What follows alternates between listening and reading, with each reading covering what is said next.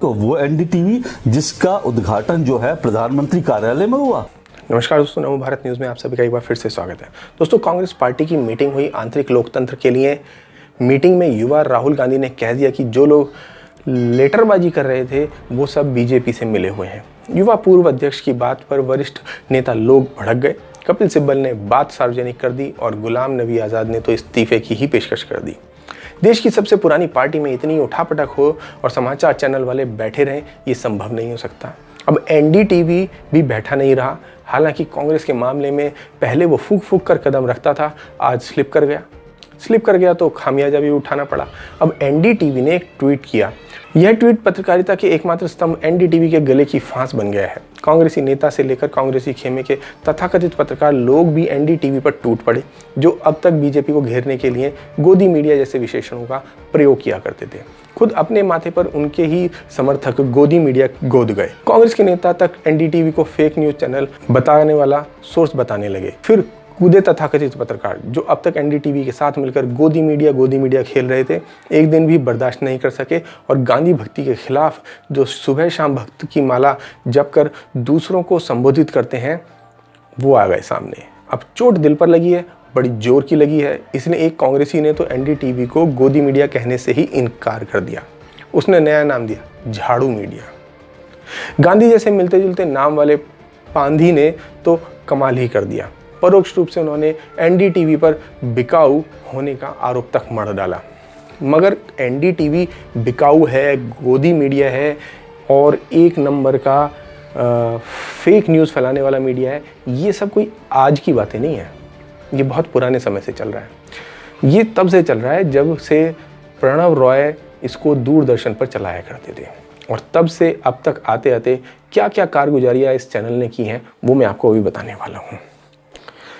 मगर आपसे अनुरोध है कि आपने हमारा चैनल अभी तक अगर ज्वाइन नहीं किया है तो इसे तुरंत ज्वाइन करें, चैनल को सब्सक्राइब भी करें। दोस्तों, प्रणव राय को प्राइवेट टीवी न्यूज़ चैनल का पुरोधा कहा जाता है। दूरदर्शन की खबरों से बाहर निकलकर उन्होंने कई प्रयोग किए। प्रणव रॉय के दम पर ही उनका चैनल दावा करता है कि इलेक्शन मतलब एनडीटीवी, और डॉक्टर प्रणव रॉय ही वो शख्स है जिसने भारत में इलेक्शन को टीवी पर सबसे पहले जानकारी से परिपूर्ण, रोचक और लोकप्रिय बनाने में अहम भूमिका निभाई। 1990 के दौर पर जब प्राइवेट चैनलों का अभी जन्म हुआ ही था और दर्शक सिर्फ दूरदर्शन के सारे देश और दुनिया की खबरों की जानकारी हासिल किया करते थे, उस दौर में प्रणव रॉय ने दूरदर्शन पर अपने प्रोग्राम वर्ल्ड दिस वीक और न्यूज़ टुनाइट से दर्शकों के बीच एक खास पहचान बना डाली। प्रणव रॉय ने 1988 में एनडीटीवी नाम के जिस प्रोडक्शन हाउस की स्थापना की थी, वो अब धीरे धीरे एक बड़े मीडिया हाउस में बदलने लगा था। कुछ दिनों पहले एनडीटीवी चैनल पर एक डिबेट के दौरान चैनल की एंकर निधि राजदान और संबित पात्रा के बीच तीखी नोकझोंक हो गई थी और तब बात इतनी बढ़ गई थी कि एंकर ने संबित जैसे कद्दावर नेता को अपने शो से बाहर हो जाने के लिए बोल दिया था और शो के स्क्रीन से आउट कर दिया था। और शो की एंकर निधि राजदान ने संबित को लगभग डांटते हुए यह कह दिया था कि ये मेरा शो है, मैं आपको निकाल रही हूँ। शो की एंकर निधि ने कटाक्ष करते हुए यहाँ तक कह दिया था कि ये कोई दूरदर्शन नहीं है।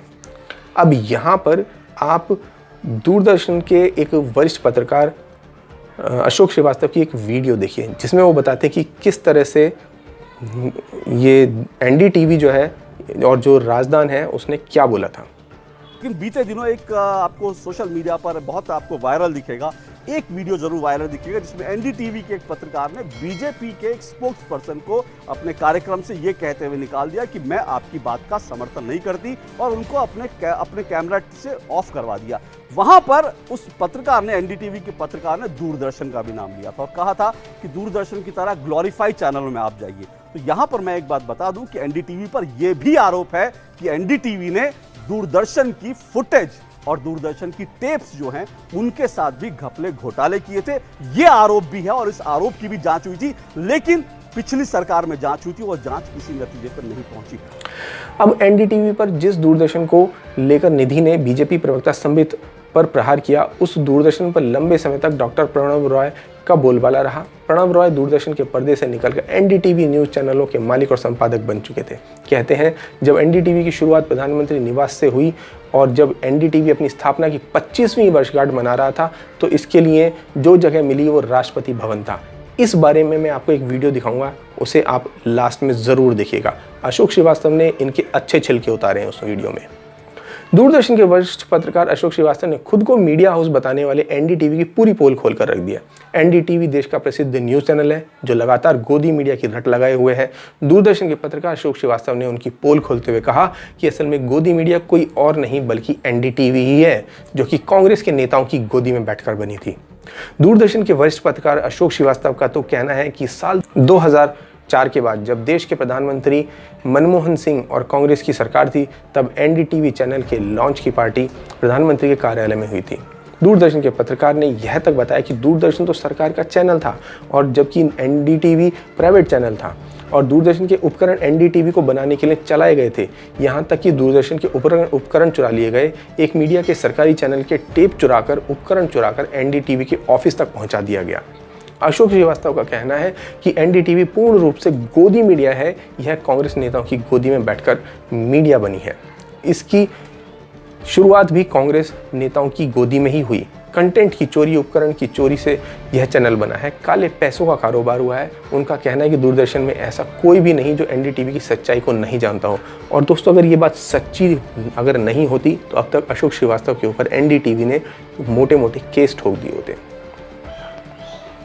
दोस्तों अब ये